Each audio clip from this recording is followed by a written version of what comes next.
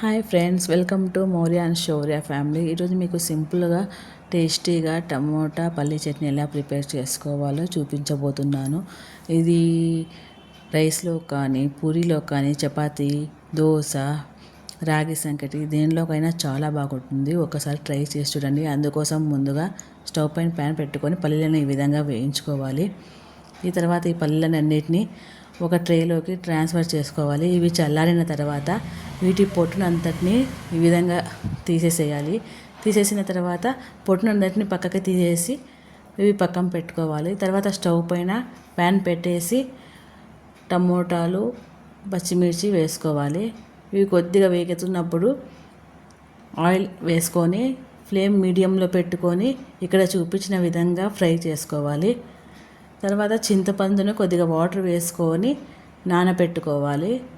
తర్వాత మనం పొట్టు తీసినటువంటి పల్లీలను మిక్సీ జార్లోకి ట్రాన్స్ఫర్ చేసుకొని అలాగే ఫ్రై చేసుకున్నటువంటి పచ్చిమిర్చి, నానబెట్టుకున్నటువంటి చింతపండు, సాల్ట్, కొత్తిమీర వేసుకొని ఒకసారి గ్రైండ్ చేసుకోవాలి. తర్వాత సరిపడా వాటరు, వేయించి పెట్టుకున్నటువంటి టమోటాలను యాడ్ చేసుకొని గ్రైండ్ చేసుకోవాలి.